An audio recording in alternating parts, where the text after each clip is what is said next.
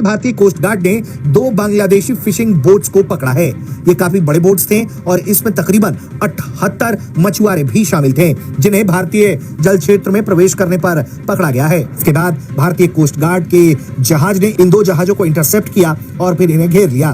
भारत में आओगे कोई ना कोई पकड़ के तुम्हें ना अपने घर में लगा देगा बर्तन मांजने के लिए, क्योंकि बांग्लादेशी भारत में यही काम करते हैं, तो रिक्शा चलाते हैं, बर्तन मांजते हैं। और बर्तन मांजना कोई गलत काम नहीं है, कोई काम छोटा नहीं होता, लेकिन तुम चोरी से आए हो, ठीक है, तुमसे फ्री में मंजवाएंगे बेटा, तुम आ जाओ इधर।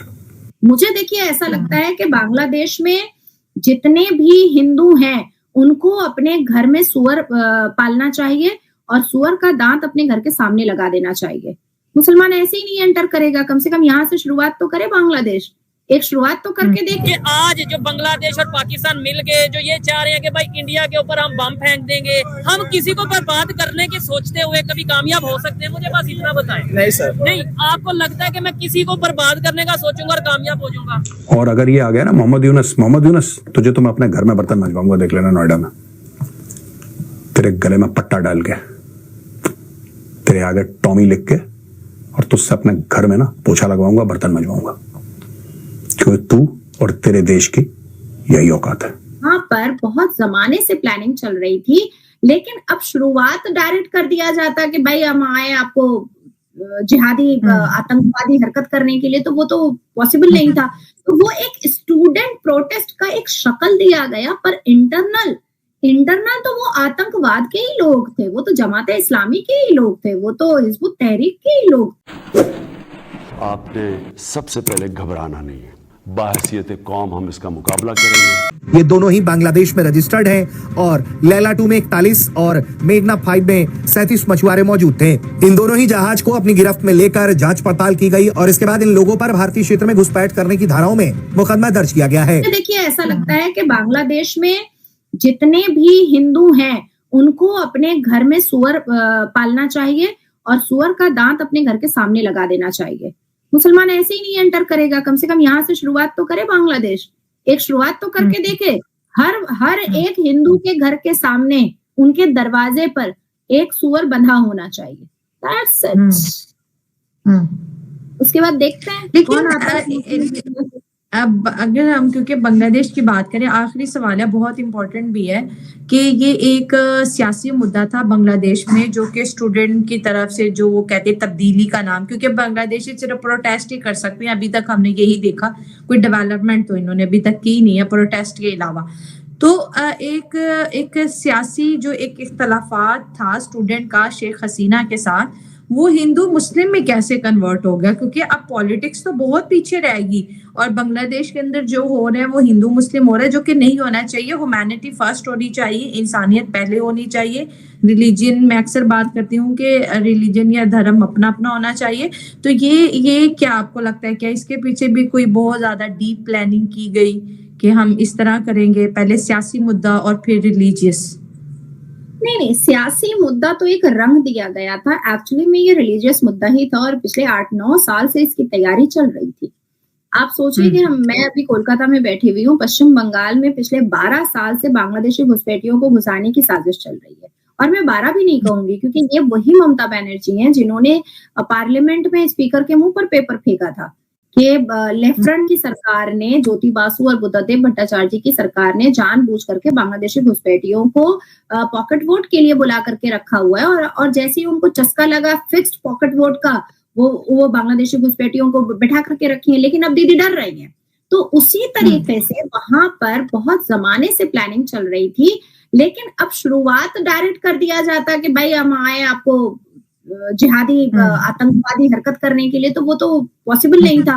तो वो एक स्टूडेंट प्रोटेस्ट का एक शक्ल दिया गया, पर इंटरनल तो वो आतंकवाद के ही लोग थे, वो तो जमात इस्लामी के ही लोग थे, वो तो हिजबुत तहरीक के ही लोग थे। लेकिन सवाल मेरा ये है कि आज जो बांग्लादेश और पाकिस्तान मिल के जो ये चाह रहे हैं कि भाई इंडिया के ऊपर हम बम फेंक देंगे, हम किसी को बर्बाद करने के सोचते हुए कभी कामयाब हो सकते हैं? मुझे बस इतना बताएं। नहीं सर, नहीं, आपको लगता है कि मैं किसी को बर्बाद करने का सोचूंगा और कामयाब हो जाऊंगा? सर ये आपकी सोच गलत है। अगर किसी के लिए खड्डा खोदेंगे ना, वो सबसे पहले आपको सामने आएगा। बिल्कुल ऐसे ही, और जो हुआ भी है हमारे साथ, हुआ भी ऐसे ही है। ठीक है, अगर हम किसी किसी के लिए करेंगे ना कुछ भी नुकसान, वो सबसे पहले हमारे ऊपर आएगा। इधर आए आप। वो अच्छा, सबसे पहले हमारे ऊपर आप आएगा। मुझे बताएं, हम किसी को बर्बाद करने का सोचेंगे भाई मैं ऐसा करता हूँ कि मैं इंडिया को बर्बाद कर दूंगा, हम मुसलमान हैं, मुसलमानों में पावर बहुत है, अब तो बांग्लादेश भी हमारे साथ मिल गया है, तो हम इंडिया को जो सा तबाह कर दें, खत्म कर दें, ऐसे क्या ये हमारे लिए फायदेमंद है? मिलेगा क्या? हाँ मिलेगा क्या? और पहले नंबर पे हम कर पाएंगे। मेन हमें मिलेगा क्या? हम तबाह कर देते हैं, हम उधर जाकर ऐसी हमें मिलेगी। हाँ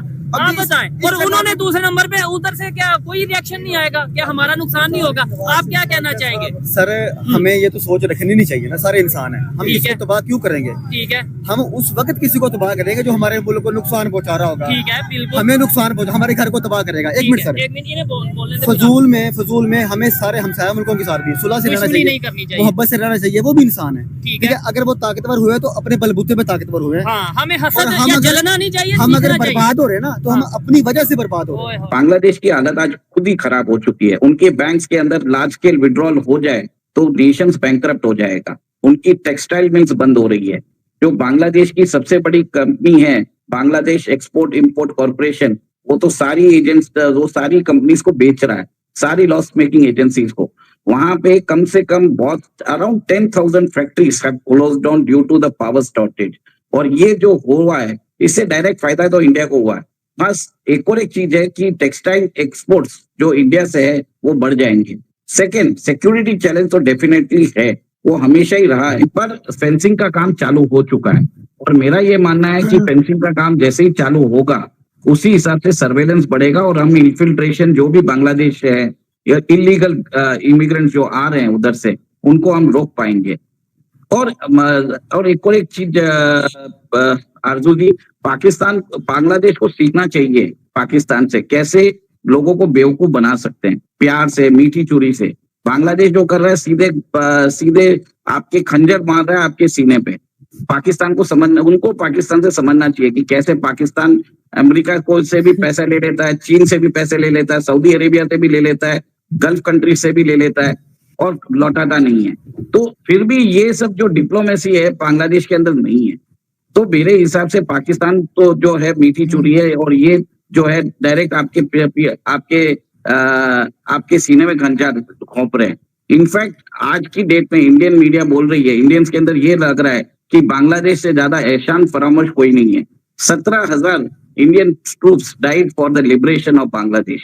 उसके बावजूद भी वहां पे हिंदूज के ऊपर जो अट्रॉसिटीज कर रहे हैं, स्वामी चिन्मय दास को उन्होंने अरेस्ट कर लिया, उनके जो वकील हैं उनको भी मार दिया गया, उनको लीगल रिकोर्स नहीं मिल रहा।